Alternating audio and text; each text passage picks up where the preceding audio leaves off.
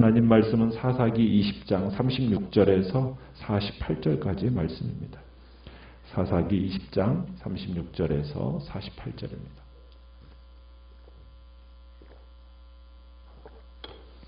사사기 20장 36절입니다. 이에 베냐민 자손이 자기가 패한 것을 깨달았으니 이는 이스라엘 사람이 기브아에 매복한 군사를 믿고 잠깐 베냐민 사람 앞을 피하매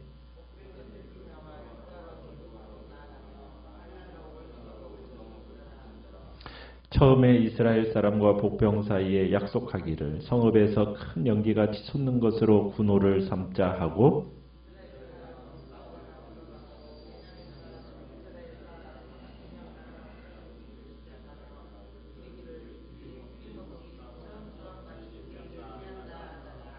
연기 구름이 기둥같이 성읍 가운데서 치솟을 때에 베냐민 사람이 뒤를 돌아보매 온 성읍의 연기가 하늘에 닿았고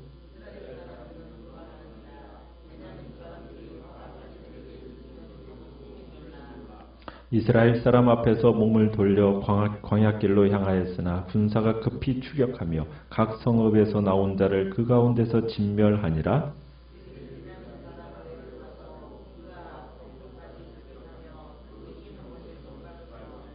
베냐민 중에서 엎드러진 자가 18,000명이니 다 용사더라.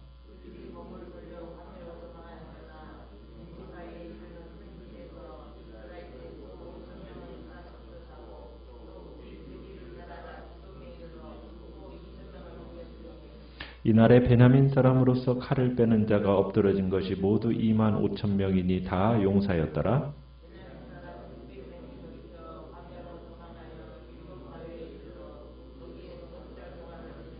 같이 읽습니다. 이스라엘 사람이 베냐민 자손에게로 돌아와서 온 성읍과 가축과 만나는 자를 다 칼날로 치고 닥치는 성읍은 모두 다 불살랐더라. 아멘. 오늘 말씀의 제목은 패배가 주는 교훈이라는 제목으로 말씀을 나눕니다. 이스라엘 연합군이 그들 가운데 내재된 죄와 그 교만으로 말미암아 지난 1, 2차 전투에서는 엄청난 수적인 우세에도 불구하고 베냐민 지파에게 연패했었습니다. 그러자 그때서야 이제 이스라엘 총회가 여호와 하나님 앞에 엎드려서 금식하면서 통회 자복을 하게 되죠. 그런 후에야 이제 하나님께로부터 승리의 응답을 이스라엘 총회가 듣게 됩니다. 이스라엘은 이제 하나님과 정상적인 관계를 회복한 후에 이제 세 번째 전투를 베냐민과 벌이게 되는데 그 전투에서 이제 이기게 됩니다. 그들은 베냐민 지파와 싸우기 위해서 세 번째 출전하는 데 있어 처음 1, 2차 전투와는 다르게 무모하게 그저 정면으로 대결하는 전략을 택하지 않고 이스라엘이 전과는 다르게 기브아의 사면에다가 매복을 합니다. 군대를 동원해서 매복을 시키고 그리고 나머지 병사들을 거느리고 기브아를 정면으로 이렇게 공격하는 그런 전술을 택하는 거죠. 전투 이야기는 어제의 말씀에서는 개략적으로 이렇게 기술이 되더니 오늘은 이제 조금 더 상세하게 이제 반복이 되어져서 전투 이야기가 진행이 됩니다. 자, 이 세 번째 전쟁에서 베냐민이 패배하게 되는 과정을 보면 이스라엘 성에서 나온 이 베냐민 사람, 이스라엘이 성에서 나온 베냐민 사람들에게 지는 척을 먼저 합니다. 그러면서 이들을 최대한 성에서 멀리 끌어내는 거죠.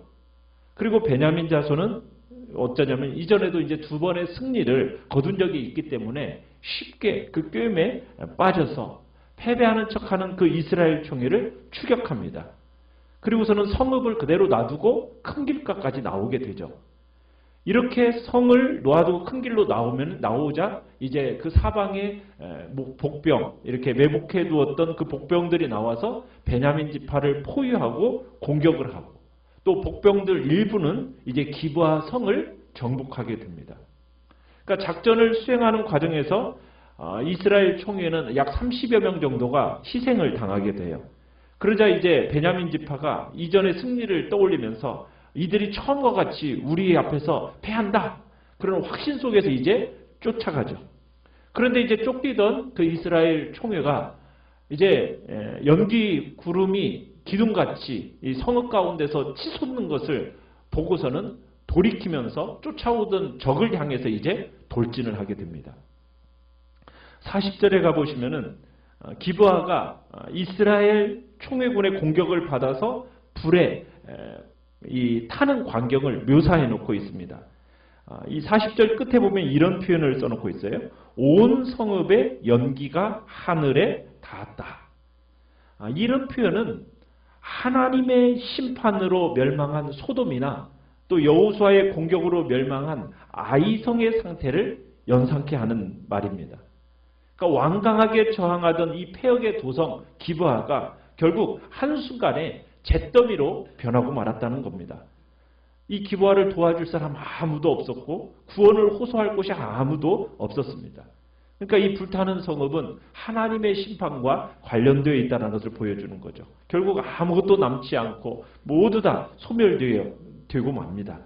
그러니까 하나님은 죄악을 범한 나라들에 대해서도 그리하십니다. 그러니까 불타는 기브아의 이 광경은 죄에 따르는 그 형벌이 어떠한가, 그것에 대해서 일종의 경고와 같이 보여지고 있는 겁니다. 그러기에 우리는 모든 성도는 죄에 대해서는 멀리 해야 됩니다. 경계해야 돼요. 죄에 대해서는 피 흘기까지 싸워야 됩니다. 왜? 죄에 따르는 그 두려운 결과를 항상 우리는 염두에 둬야 되기 때문입니다. 그러면서 우리 자신을 부단히 살피면서 우리는 죄와 동행하는 자들에 대해서도 또 경고도 해야 되는 우리의 삶이 돼야 되는 거죠. 자, 42절로 가보시면은 이제 성읍에서 연기가 피어오르니까 자신들의 패배를 직감한 베냐민 지파가 도망하죠. 어디로 도망을 합니까? 광야길로 이제 도망을 합니다. 자, 광야길로 도주하지만 결국에는 막 쫓아와서 결국 진멸을 당하게 되는데 어떻게 진멸이 되냐면 43절에서는 기브아 동쪽 그쪽에까지 추격당하면서 짓밟혀서 결국에는 18,000명이 엎드러지고 45절에 가보면요. 여기서는 림몬 바위에 이르는 큰 길에서 또 이스라엘 5,000명이 또 죽고요. 그 다음에 기돔에 이르러서 또 2,000명이 죽게 됩니다. 결국 46절에 보면은 모두 25,000명이 다 목숨을 잃게 돼요. 몇 명만 겨우 살아남았다고 얘기합니까? 47절에 보니까 600명만 겨우 목숨을 건집니다. 그나마 목숨을 건진 600명마저도 어떻게 돼요? 광야에서 숨어 지내야 하는 비참한 신세로 전락하고 말죠. 그런데 이스라엘이 이 베냐민의 이 전투에서 지금 이렇게 전쟁을 끝내지 않고 48절에 가보니까 전쟁에 참가한 군인들만 죽이는 으로 끝나지 않고 어떻게까지 합니까? 베냐민에 속한 성읍들을 찾아다니면서 사람이나 가축이나 닥치는 대로 다 칼로 쳐서 죽이고 성읍을 불살라버렸습니다. 어떻게 보면 더 이상 항거할 수 없을 만큼 그 군대가 괴멸되는데도 불구하고 지금 이스라엘이 지금 칼을 거두지 않고 성읍 사람들까지 사냥한 거예요. 그러니까 베냐민 지방이 사람들과 짐승들과 시체로 가득 채워지고 성읍들은 모두 다 불타는 연기로 가득하게 되었다는 겁니다.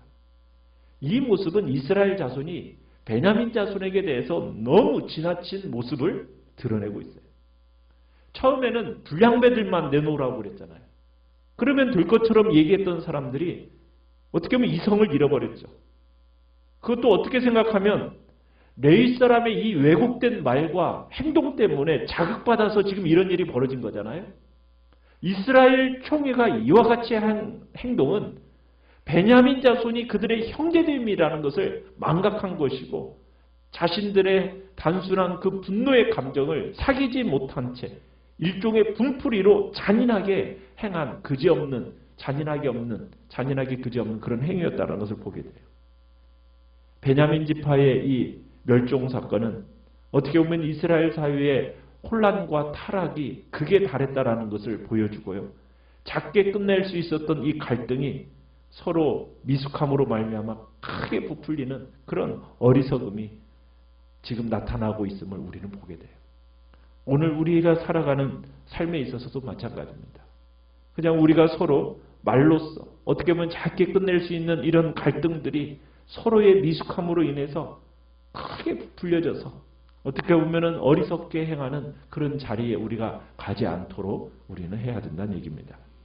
그러나 우리가 생각해야 할 건 뭐냐? 이 일은 결국 누가 허락하신 일이었냐면 하나님이 허락하신 일이었다라는 거예요. 왜 이렇게 베냐민이 엄청난 이런 대가를 치러야만 했을까요?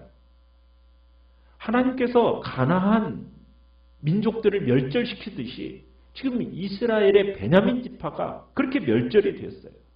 이 베냐민 지파 내에 무슨 일이 있었기 때문에 지금 이런 일이 벌어진 겁니까? 기브아에서 가나안 민족이나 저지를 만한 일이 벌어졌기 때문에 기브아에서 하나님의 백성이라는 사람들이 정말 가나안 민족에서나 있을 법한 그런 동성 강간과 같은 그런 일들이 진행되어지는 것이 있었기 때문에 하나님은 이 베냐민 지파를 그대로 놔둘 수가 없었던 거예요. 여기에서 우리는 이스라엘을 선택하심이 선택 그 자체가 목적이 아니라는 것을 우리가 알게 돼요. 이스라엘은 선택된 민족입니다. 선택된 민족이기 때문에 잘못을 저질러도 괜찮다? 형벌을 받지 않는다? 아니라는 거예요.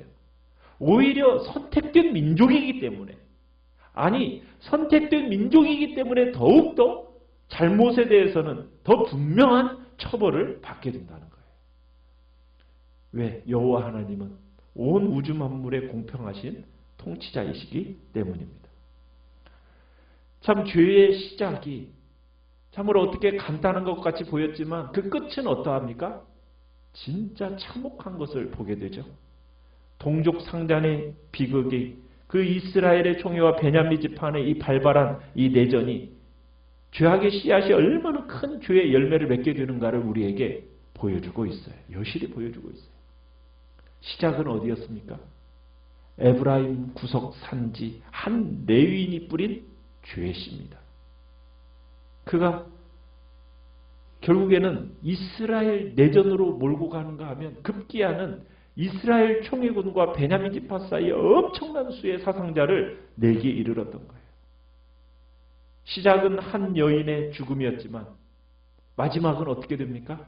베냐민 사람 25,000명에다 또 이스라엘은 총회는 몇 명이었어요? 4만 명이에요. 합치면 65,000명이 이 양쪽 진영에서 이 죄의 대가를 치르게 되는 겁니다. 물론 이 속에는 지파 간의 갈등도 있고 자존심 싸움도 있었겠지만 그러나 그러한 죄들이 활동할 여지를 제공한 뿌리는 어디였느냐? 한 레위인의 불경건에서부터 찾아오게 된 거예요. 한 레위인의 참으로 첩을 둔 일부터 시작해서 벌어진 이 일이 결국에는 온 이스라엘을 이런 전쟁으로 그리고 참혹함으로 끌고 갔다는 얘기입니다. 죄라는 것은 그렇습니다. 누룩처럼 급속히 팽창해서 파괴적인 결과를 만드는 것이 죄입니다. 죄는 그만큼 오염과 그 전염의 속도가 굉장히 빨라요. 아무리 사소한 것이라 해도 그 대상을 파멸의 길로 몰고 가기에 충분한 것이 바로 죄라는 겁니다. 그렇기 때문에 우리는 이 죄에 대해서 어떻게 해야 돼요? 분명하게 발견되면 제거해야 됩니다. 신속하게 제거해야 됩니다. 그렇게 항상 거룩한 삶을 유지해야 되는 것이 우리 거룩한 성도의 살아가는 삶이요. 교회의 삶이라는 것을 우리에게 말씀하고 계시는 겁니다. 우리는 당장 회개할 죄가 있는가? 우리 자신을 살펴보면서 그 죄를 뿌리까지 제거하고 그리고 죄의 이 파괴적인 영향력이 얼마나 끔찍한 일로 우리에게 다가오는지를 이 일을 통해서 보면서 죄는 모양이라도 버리는 그런 복된 자리에 우리 모두가 있기를 간절히 축원합니다. 오늘 말씀합니다.